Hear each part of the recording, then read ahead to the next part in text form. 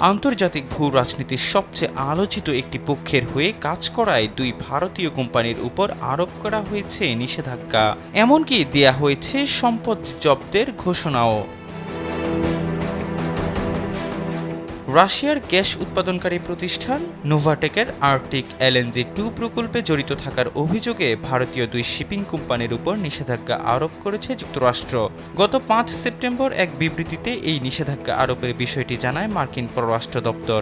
মূলত ইউক্রেন যুদ্ধের জেরে রাশিয়ার অর্থনীতিতে চাপ বৃদ্ধি এবং দেশটি থেকে LNG গ্যাস রপ্তানি ঠেকাতে ওয়াশিংটন এই পদক্ষেপ নিয়েছে বলে জানিয়েছেন মার্কিন পররাষ্ট্র দপ্তরের মুখপাত্র ম্যাথিউ মিলার। ওয়ালটন ফ্যানের অ্যারোডাইনামিক ব্লেড ঘরের কোনায় কোনায় ঠান্ডা বাতাস ছড়িয়ে হাওয়া বদলে নেয়।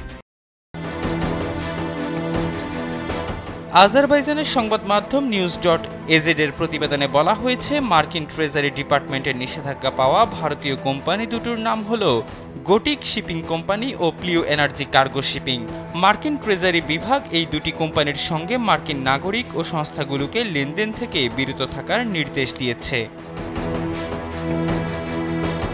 ট্রেজারি ডিপার্টমেন্টের বিবৃতিতে এই কোম্পানি দুটির সম্পত্তি জব্দ করার কথাও বলা হয়েছে।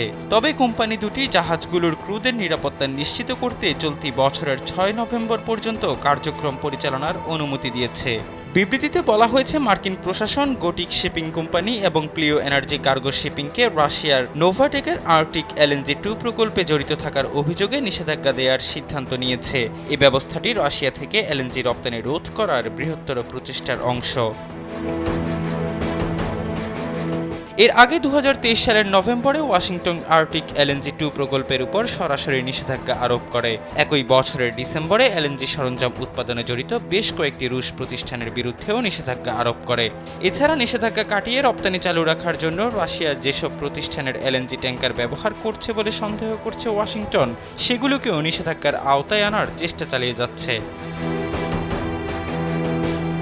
নিষেধাজ্ঞার তালিকায় ভারতীয় শিপিং কোম্পানিকে অন্তর্ভুক্ত করার ফলে তাদের কার্যক্রম উল্লেখযোগ্যভাবে প্রভাবিত হতে পারে।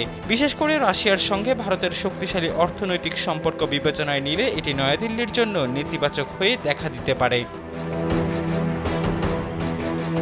এহসান আব্দুল্লাহ, কালবেলা ডেস্ক।